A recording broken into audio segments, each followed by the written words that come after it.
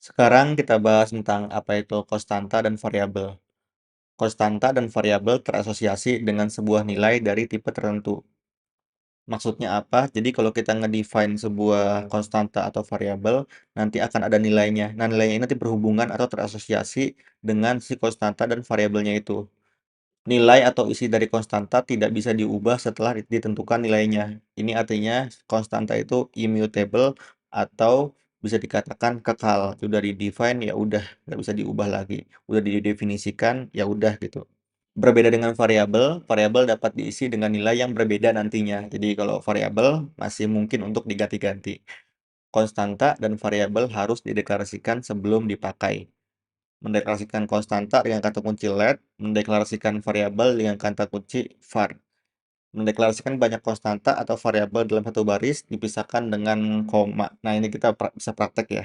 Tapi intinya konstanta itu adalah sesuatu yang kekal, sesuatu yang udah nggak bisa diubah lagi. Jadi kalau teman-teman mau bikin variabel yang misalnya dia itu nggak bakal berubah sepanjang apps-nya jalan, ya udah di-define dengan konstanta aja. Diganti jadi kata kunci let. Nah, mari kita coba praktek aja langsung ya daripada kita nanti pusing-pusing. Sekarang kita coba praktekkan apa itu konstanta dan variabel di dalam si playground-nya ya. Di sini kita balik lagi ke playground yang tadi. Kita hapus aja yang ini karena udah nggak kita pakai. Lanjut kita definisikan sebuah konstanta itu seperti apa. Tadi dikasih tahu kalau konstanta itu didefinisikan dengan kata kunci let. Jadi kita tulis aja di sini yaitu let.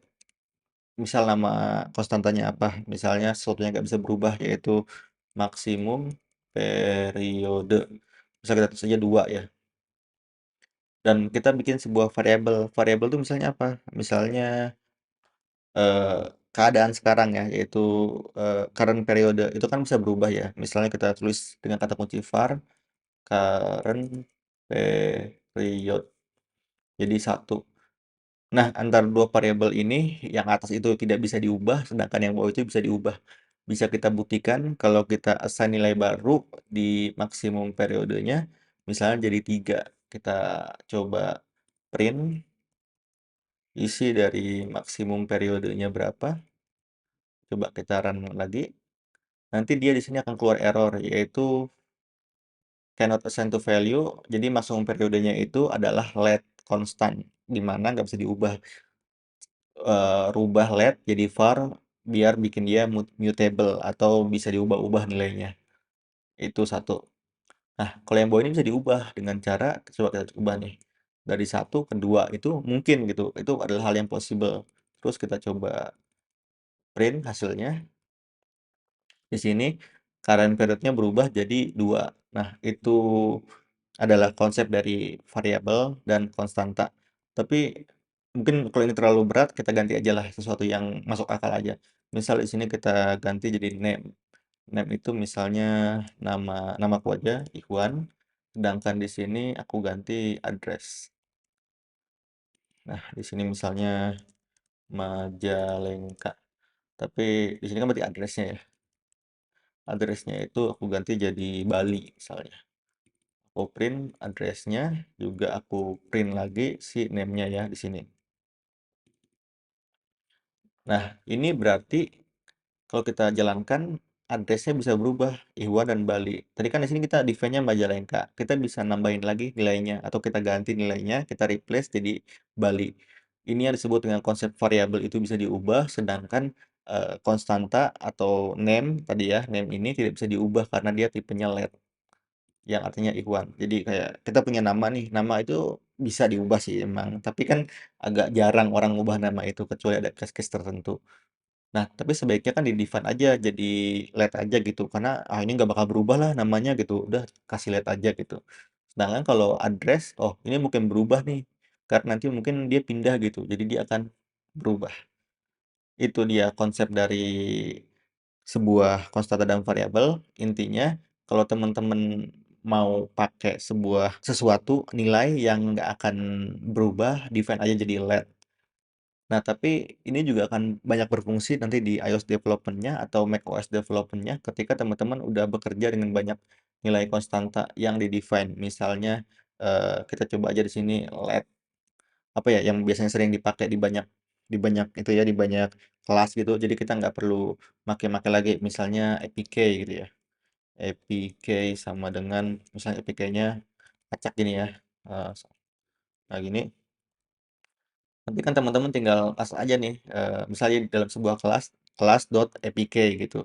Atau misalnya teman-teman mau pakai eh, nama tokonya gitu. Nama tokonya kan nggak berubah gitu ya. Jadi tinggal panggil aja value-value-nya lagi gitu dari si konstantanya. Karena kan dia nggak berubah. Jadi bisa di grouping di sebuah kelas yang mana itu bisa dipanggil dari kelas mana-mana aja gitu.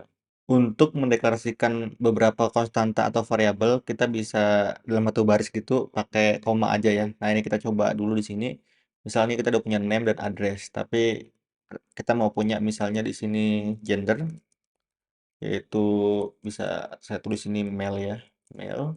Nah, di sini kita punya lagi yang variabel, misalnya di sini hobi, hobi, yaitu hobi saya misalnya coding gitu ya. Nah, ini adalah suatu yang valid. Jadi kalau kita mau ngeprint hobinya itu bisa, gendernya juga bisa. Kita coba. Nah, dari sini keluar ya, male sama coding. Sekarang kita bahas tentang penamaan konstanta dan variabel. Jadi, nama dari konstanta dan variabel bisa berisi karakter apapun, termasuk Unicode. Jadi, teman-teman bebas berekspresi dengan nama variabelnya. Nanti kita coba praktek ya. Nah, tapi dia tidak bisa berisi white space karakter, simbol matematika, arah panah, private Unicode scalar. Kita akan bahas nanti itu di materi yang lebih advance lagi. Garis atau box drawing karakter. Dia juga tidak bisa berawalan dari angka. Nah, biar teman-teman nggak penasaran, coba kita langsung praktek aja. Kita buka yang tadi. Nah, tapi di sini kan masih ada kode yang tadi, jadi kita coba aja untuk taruh di bawahnya aja nggak apa-apa. Di sini ya. Kita taruh di bawahnya. Nah, ini contoh-contoh dari variabel atau konstanta ya, yang bisa di-define dengan nama-nama tertentu. Jadi kalau teman-teman mau pakai misalnya kayak gini nih, pakai pi itu bisa. Ini valid dan juga pakai aksara-aksara yang mungkin bukan alfabet, bukan ABCD itu juga bisa, serta pakai ini ya, apa emoticon atau Unicode juga itu dia bisa. Untuk membuktiin ini valid atau enggak, coba kita print aja ya. Jadi kita print, ini kita pinjam printnya di sini. Lanjut kita sini, kita print Pi itu nilainya berapa, serta kita print lagi bawah-bawahnya, yaitu yang ini, dan kita print lagi yang ini. Nah, kita coba lihat nilainya di konsol, apakah ada. Nah, dia ada ya, ini. Nah, di sini artinya teman-teman bebas berekspresi dengan nama-nama variabelnya. Tapi sebaiknya pakai yang mudah-mudah saja biar nanti memudahkan developer yang lain atau kerabat teman-teman saat bekerja untuk membaca variabelnya. Kan kalau pakai emoticon gini kan bingung ya nanti ya. Ini apa kok yang dipanggil function yang ini gitu atau yang dipanggil kok variabel yang ini gitu. Jadi teman-temannya nanti akan bingung. Tips lainnya, kalau teman-teman mau nge-define nama konstan atau nama variabel yang nantinya udah ada di Swift, di kelas utamanya Swift, nah itu teman-teman bisa pakai backtick ya. Backtick itu yang ada di pojok kiri atas, biasanya di bawah ESC. Nah, di situ itu bisa pakai itu, tapi diusahakan untuk menghindari nama-nama dari variabel yang udah ada di Swift gitu, biar nggak tabrakan aja. Kecuali teman-teman udah nggak ada pilihan lagi, ya itu nggak masalah.